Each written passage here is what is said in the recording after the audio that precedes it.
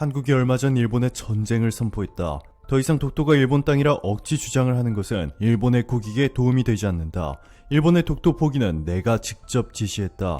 얼마 전 스가 총리와 참모진들이 모두 모인 회의장에서 일본 열도를 발칵 뒤집는 폭탄 발표가 난무하면서 일본을 충격에 빠뜨리게 만들었습니다.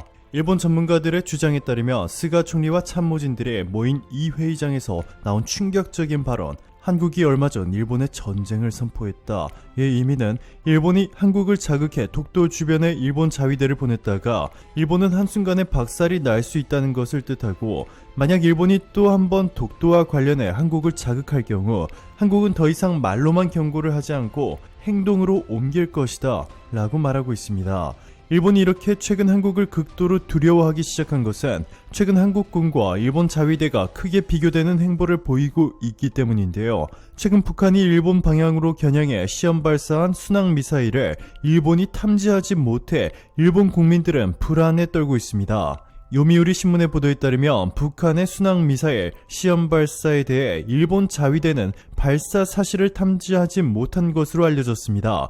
이 신문은 일본이 순항미사일로 공격받을 경우 자위대는 전국의 레이더 정보를 바탕으로 지대공 미사일 등으로 요격하게 돼 있지만 이번에는 발사를 탐지하지 못한 모양새라고 전했습니다. 고다요지 전 일본 해상자위대 자위함대 사령관은 13일 NHK 방송과의 인터뷰에서 북한의 장거리 순항미사일 시험 발사와 관련해 1500km라는 비행거리를 보면 분명 한반도가 아닌 일본에 초점을 맞춘 것이다 라고 말했습니다. 고다 전 사령관은 이번 미사일은 일본이나 주일 미군의 새로운 위협이 되고 군사적 의미가 크다 라고 봤습니다. 그는 순항미사일은 탄도미사일과 달리 지표면이나 해수면과 가까이 비행하기에 탐지하기 어려워 근처에 왔을 때 방어할 수밖에 없다 하며 막기 어려운 위협이 현실화되고 있다고 봐야 한다 라고 지적했습니다. 이뿐만이 아닙니다. 한국의 광개토 대왕함을 위협했던 일본의 초계기 기억하실 겁니다. 일본의 초계기가 한국의 광개토 대왕함의 레이더로 겨냥을 한 영상이 공개되면서 한국의 전쟁을 선포한 것과 다름없다 라며 논란이 커졌는데요. 일본을 이날 P-1 초계기가 지난 20일 오후 2시 55분부터 3시 15분까지 촬영한 영상 중 13분 7초가량을 보여줬습니다. 영상에는 당시 해상에서 구조활동 중이던 광개토함과 해경 5001함의 모습이 나타납니다. 영상을 분석한 우리 군의 한 관계자는 영상 촬영 당시 일본 초계기와 우리 광개토 대왕함의 최근접 거리는 500m이고 고도는 150m로 나타났다면서 우리 함정의 함정과 승조원들은 굉장한 위협으로 느꼈다라고 밝혔습니다. 특히 P-1 초계기는 광개토왕함 150m 상공으로 저공 비행을 했는데 한 차례는 함교 위로 또 한 차례는 함정 위로 날았습니다. 국제민간항공기구 규정에 의하면 항공기는 고도 150m 아래로 비행하면 항공기가 위협에 처할 수 있다고 규정하고 있습니다. 그런데 한국을 위협했던 이 일본의 초계기가 최근 사고를 냈습니다. 일본의 최신의 자국산 초계기가 착륙하던 중 활주로를 이탈하는 사고가 발생했습니다.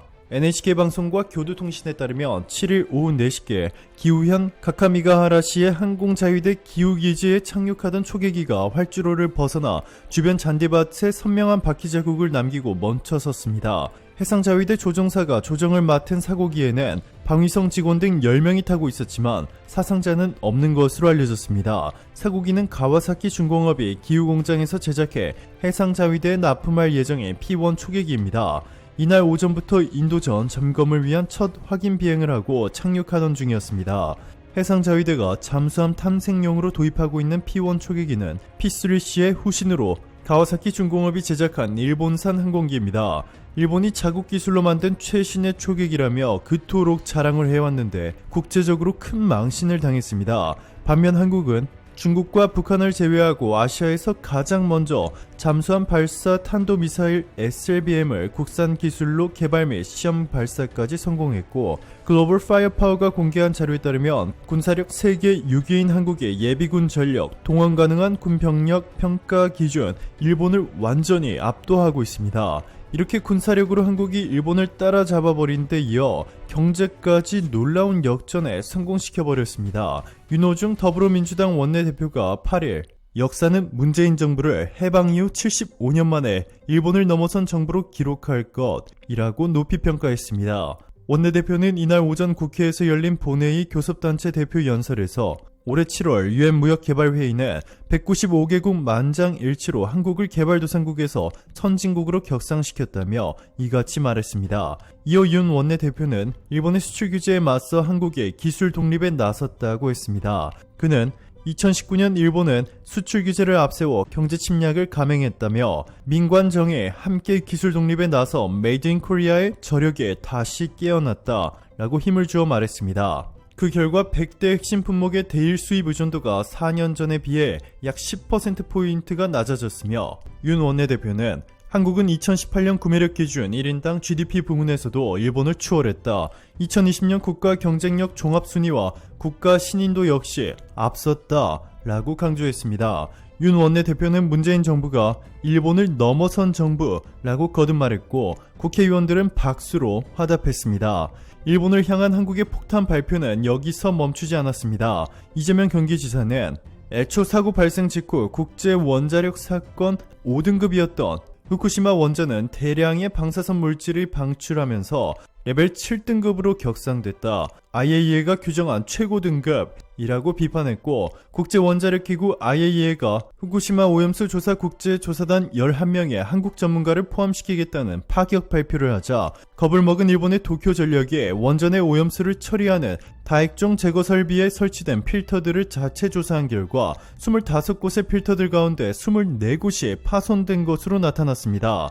14일 NHK 등 현지 언론 보도에 따르면 일본 원자력규제위원회는 방사성 물질이 포함된 오염수 정화장치 필터 손상이 2년 전쯤부터 발생했지만 원전을 운영하는 도쿄전력이 원인 분석과 대책을 마련하지 않은 채 운전을 계속한 것으로 드러났는데요. 도쿄전력은 건물에서 방사성 물질이 누출됐을 위험성은 부인할 수 없다라고 자백하며 전혀 문제가 없다고 외친 일본 정부의 발언이 거짓이었음을 증명했습니다. 도쿄전력은 2년 전 이러한 필터 손상을 알면서도 원인을 분석하고 대책을 마련하지 않은 채 필터만 교체한 상태에서 운영을 계속한 것입니다. 이 사태와 관련해 반노부이코 원자력규제위원회 위원은 필터 문제보다 더 근본적인 문제는 도쿄전력의 자세라며 강력 비난했습니다. 문제는 이뿐만이 아니었습니다. 원전 부지의 방사성 물질에 오염된 폐기물이 무려 6만 큐빅미터에 달하는 것으로 전해졌는데 도쿄전력 측은 폐기물 관리를 지금까지 하지 않았던 것으로 파악됐습니다. 일본 원자력규제위원회가 폐로 작업 중인 제1원전에 승인한 계획을 보면 도쿄전력은 현장에서 발생하는 잔해와 나무 등의 폐기물 중 방사선량이 낮은 잔해에 한해 임시 저장소에 보관토록 했습니다. 그러나 도쿄전력은 원전 부지 약 180개소에 가설 장소를 만들어 보관해온 사실이 드러났습니다. 또 보관 실태 조사는 3개월에 1회 정도에 그쳤습니다. 일본의 이러한 충격적인 실태가 전 세계에 공개되면서 전 세계 네티즌들은 일본 정부를 강하게 비판하기 시작했고 미국마저 일본을 버리고 한국에 올인하기 시작했습니다. 최근 미국 하원 군사위에서 한국의 파이브아이즈 정보동맹 포함안이 통과된 데 이어 미국이 우방국 중에서도 가장 신뢰할 만한 최우방국과만 맺는다는 사이버 안보 협약까지 체결한 것으로 전해져 세계인들을 깜짝 놀래켰습니다. 한국과 미국은 강력한 워킹그룹을 만들었고 한국의 문재인 대통령과 바이든 미국 대통령도 이를 위해 적극적으로 개입하는 것으로 전해졌습니다. 일본의 대굴욕은 여기서 끝나지 않았습니다. 영국의 로이터 통신을 포함한 전 세계 주요 외신들이 현재 일본의 차기 총리에 대한 내용은 내팽개친 채 대신 한국의 차기 대통령 후보에 대해서 집중 보도하기 시작했습니다. 그만큼 이제 아시아국 중 가장 영향력 있는 국가는 일본이 아닌 한국이라는 것을 증명해주고 있는데요. 로이터 통신은 한국 대선 관련 기사를 대서특필하며 특히 여당의 유력 대선 후보인 이재명 경기도지사를 집중 조명했습니다. 로이터는 기본소득을 주장하는 이재명 후보가 한국의 버니 샌더스라며 그의 부상 요인, 장단점, 정치 이력 등을 자세히 소개했습니다. 또한 로이터는 이 후보가 대선 레이스 초반 분위기를 압도적으로 장악하고 있다며 폭등하는 집값, 열악한 청년 고용 등으로 답답해하는 유권자들의 마음을 파격적인 경제 공약으로 사로잡았고 특히 그의 핵심 공약인 기본소득 보장은 젊은 층의 큰 인기를 얻고 있다고 전했습니다. 오늘도 감사합니다. 최고로 멋진 하루 보내시길 바랄게요.